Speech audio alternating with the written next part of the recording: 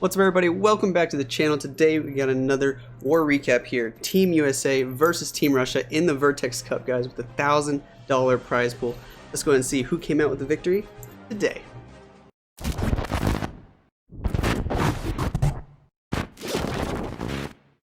So here we are, guys. Just want to remind you, with the new Gold Pass season coming up, if you do want to support me, make sure you go into your settings, into more settings, scroll all the way down, guys, to support a creator, and type in Lexnos where you see creator boost code, guys, before you buy the new Gold Pass, before you buy any of the gym deals, guys. It really does help me out. If you don't want to support me, support some of the other creators in Tribe, iTzu, or Maxi, guys. It really does mean a lot, so thank you if you do. Let me know down below whose code you're using this month. But let's go ahead and jump straight into this war. For those of you who missed my last video, you got to see Team USA take on both Bangladesh and Team Brazil in the Vertex Cup, guys, with a $1,000 prize pool. Now today, Team America versus Team Russia, and we came out with a commanding victory, 13-10 in this war. So let's go ahead and check out all the triples. I think we'll go in the order in which they happened. I think Nick's triple was first.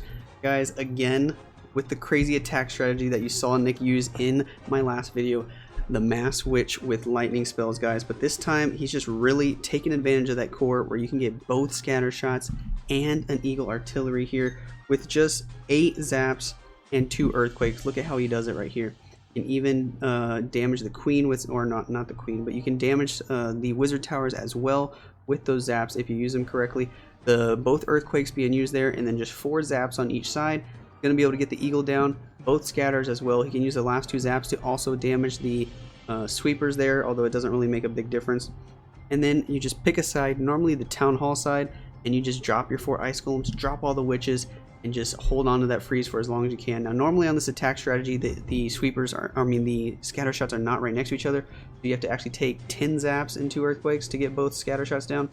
But because he was able to not take those last 2 lightning spells, he was able to bring an extra rage here, which really does help out a lot. Now, when you're watching this attack in 1x speed, you really don't know if it's going well or not, because you just kind of have to wait and see if those witches survive or not. And so here, I was watching it live with Nick. We were on voice, and I was like, "Oh, I don't know if this is looking good. Is it? I don't know." He rages for the town hall, pops a warn ability. Not sure if the witches are dying or not. But guys, they just don't die, like, at all. He started the attack with 17 witches, hogs from the siege barracks, and roach hemp didn't come in on the top side. The entire core got destroyed from the lightning spells nice and early on, and there's just nothing to stop this attack. Like, there's a multi-target inferno on the back end, but that's the only splash in the base, really, besides this bomb tower and wizard tower that the queen can take out with ease. And, I mean, he started with 17 witches. He's going to finish with 14 witches. It's absolutely insane. Just hardly any of them die at all. The witches just do not die. They just pummel through all the defenses here, keep on going all the way to the backside of the base. He even has that freeze for the multi-target inferno. Didn't have to use it on the town hall because he had the rage and the warden ability. King on the backside, it doesn't matter. There's 78,000 skeletons running around the base here because of all those witches. So this one's going to be a nice, easy triple from Nick. Honestly, like I said in the last video, kind of a risky strategy. I don't know if I recommend doing it in every war. On the right base, sure, if you think it'll work, go for it. I feel like it's one of those attack strategies where you're going to use it, you're going to get a triple, you're going to get another triple, and then all of a sudden, out of nowhere, like the 3rd or 4th time you try it, you're going to get like a random 36% 1-star, which sucks. So just be careful if you try using this. Let's go ahead and jump into the next attack strategy, or the next attack here. This one is by Agent over on Avatar's base. Coming in with the Yeti Bowbag, guys. Now this was actually a really nice attack. He's going to start off with the Warden Walk over at 830. Goodness, the Warden Walk over 830. Some sneaky goblins to funnel. He wants the Warden to grab that air defense, and then he's just going to Yeti smash straight in from that multi-target Inferno at 1030, and then just have bats on the back end. Now normally you see a base like this with 3 multi-target Infernos, and you're like, yeah, no way I'm going to get any value with bats on this base. But he's going to do it, and he's going to find a way to do it, and it's going to work out really well.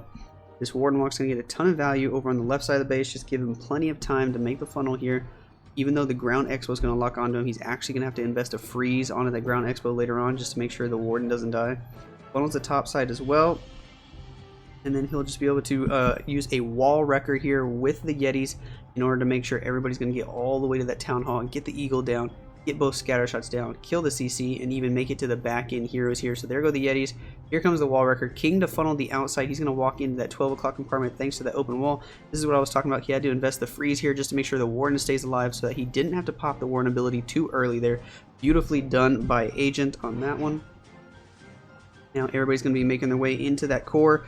Double scatter shot is a little bit nerve-wracking here.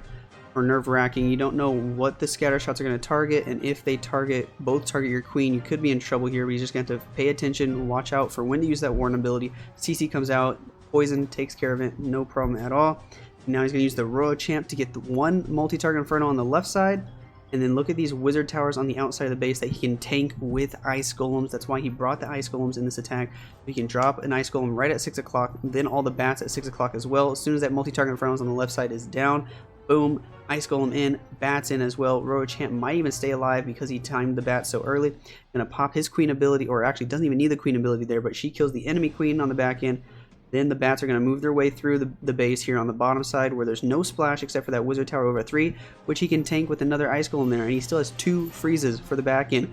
Pops the Royal Champ ability, freezes the multi-target Inferno, and there's nothing at all that can stop these bats. Absolutely beautiful attack here from Agent 33 on this base. Nicely done to him. Really good base recognition here to be able to see the value in those bats. Beautifully executed there. That attack was awesome to watch, and that was another triple that we needed. About halfway through the war, we weren't really sure if we had the commanding lead yet or not when he did that attack, but after he got that triple, then they got a 1-star, and it was looking pretty good for us at that point. Let's go ahead and check out my triple that came in right at the end of the war, guys. I'm now 2 for 3 in this tournament, feeling good with another jump hybrid, guys. It's working really well on these spread out bases, and what I mean by spread out bases is these bases that have a lot of space in between all the defenses in the core and stuff. These bases like this are actually relatively easy to queen charge with only 2 rages, because there's not a lot of damage on your queen at once, at most 2 or 3 defenses, because the base is so spread out. So I'm going to take advantage of that, drop the queen this way, walk this way, just charge straight into the scatter shot with a jump spell, and because I'm using a jump spell and don't need any super wall breakers, I can funnel with tons of sneaky goblins, which actually makes funneling a lot easier than using 2 Yetis like I normally do on a normal classic queen charge hybrid. So there you can see the first sneaky goblin on the top side, queen walking down from 330. I want her to just keep going down for those storages, and then I'll jump her in. There go the next 2 sneaky goblins just to make sure I get that gold mine down. Balloon minion to funnel the mortar, and a sneaky goblin on the bottom side, and right now there's really nowhere else for the queen to go except to take this jump straight into the scatter shot. There goes the jump spell. Queen steps up for the storage. Coco Loon in. That's my last Coco Loon. Rage the queen up as she fights the scatter. That's the first rage. She'll kill the enemy royal champion as well with that rage spell. So beautiful value from the rage spell. It's going to work out quite nicely here. Queen's going to get those the Skelly trap. Then she's going to step up for the dark elixir collector, and then start making her way over to the left here for these other defenses. Now at this point, when I was on voice with Nick and SLS trying to come up with this plan, I was like a little confused. I was like, okay, I'm not sure if she's going to target this builder hut or if she's going to keep walking down and target this wizard tower, but I need to start the hybrid at 6 to keep her alive, because I want her to go to the core and eventually get this eagle and wizard tower on the back end. That was my goal, but I also don't want to start the hybrid before the CC troops come out. That's why I ended up dropping this hog early, although it's not really going to pull the CC, because Queen's going to actually hop the wall here and pull the CC for me. She's going to be a good girl for once. As soon as she gets this archer tower down, she's going to go in for the builder hut, and it's going to be perfect. CC's pulled. I'm going to drop the last rage, the poison, and I'm going to go ahead and start the hybrid right away. Don't want to time fail, and I want to make sure I take some of the heat off the queen, especially with the eagle artillery about to activate. I don't want it to target my queen, but of course it does. It targets the queen, even though I dropped the king and the siege barracks there. It's just going to target my queen anyway, but luckily queen stays alive. She gets rid of all those pups with the help of a minion, and then look how I timed this for the king to walk here, here, and then inside, because the siege barracks cuts the funnel this way.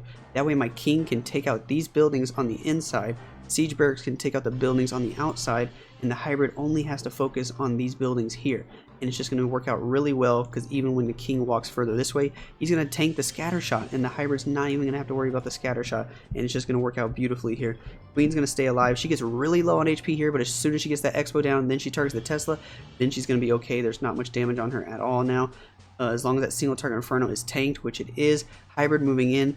Pops the Warren ability over the Giga Bomb there. Everybody making their way into the core now. Queen's going to get that clan castle, then she's going to work her way up toward the eagle and even those defenses on the back side of the base here.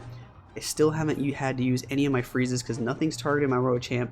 Queen's still alive. It's just looking really good. I even brought some extra headhunters to help the hybrid kill these heroes on the back end. They're going to go in, look at those headhunters, deal with the enemy king there so the royal champ doesn't go down.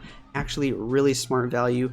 Good use of the headhunters there, guys. If you can time them perfectly, they work out really well. Help keep your royal champ alive. Otherwise, I could have just used a freeze here. I'm going to pop the queen ability. I'm going to pop the royal champ ability. Guys, still have 2 freezes in the bag. I don't need them. Going to swag them both. This attack was just absolutely OP on this base. It worked out really well. So I'm glad I decided to go with the jump hybrid on this one. At first, I was thinking of doing a queen charge Lalo, but then I changed my mind almost at the last second. Do jump hybrid. It was like 2 minutes before my attack, and I was like, all right, you know what? I'm going to do jump hybrid instead. I think the plan looks really good for jump hybrid. But that one's going to work out. Swag both freezes there. Drop them next to clan castle at the last second, but not enough time to actually see them. That one's going to be an OP triple, and that's going to be the victory for Team USA in this war, 13-10. We'll go ahead and check out their triple too over here on Agent's base, just because I want to give them credits. They did have a nice triple here with the dragons, with 6 zaps and 2 earthquakes.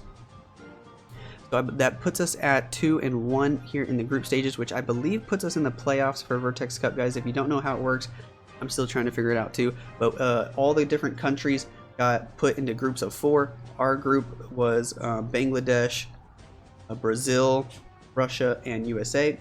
And so we all play each other in the group stage, and then the top 2 teams from the group advance to the playoffs, and the top 2 teams from every group advance to the playoffs, guys. There's a ton of different countries in this tournament, so it's going to be pretty awesome here to see how we do in the playoffs. If you guys want me to stream some of the playoff matches, definitely let me know down below. I'm going to start streaming again today, guys, so I know I haven't streamed in 4 or 5 days, but definitely go check out my Twitch channel if you want to see me live stream Legends attacks, friendly wars, different esports wars. Definitely go check out my Twitch channel, guys. Links are in the description. But we'll go ahead and check out this triple here from Team Russia with the dragons before we end the video. He's going to Sui his heroes here into the Town Hall compartment. Pulls the CC as well, 2 headhunters and the lava hound, but with a perfect poison here. Should be able to deal with it, no problem at all. Actually a little late on the poison. There goes the poison. Pops the queen ability. She'll be able to kill the hound. 4 expos on her is a lot of damage, so she dies super fast here actually.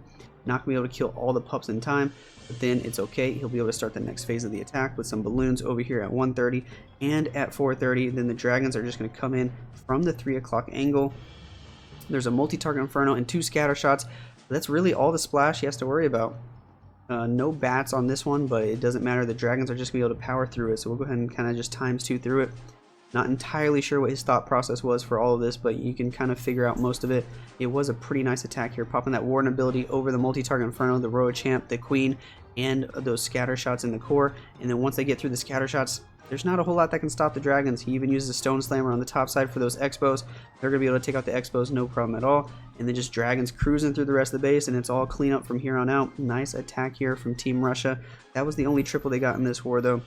So we did get the victory, 13-10, thanks to SLS's OP defense. He got a 1-star defense with just an absolutely amazing base. So that's going to be it for this one, guys. Let me know if you like this tournament, the Olympic-style tournament where we're teaming up by nation instead of by, our normal pro teams. Here today we had Nick, JD9, Sir Longsword, Agent, and myself playing in this war. We do have like 7 or 8 guys on roster, though, so it's a pretty OP team. Let me know what you guys are thinking down below, though. That's going to be it for this video, and I'll catch you guys in the next one.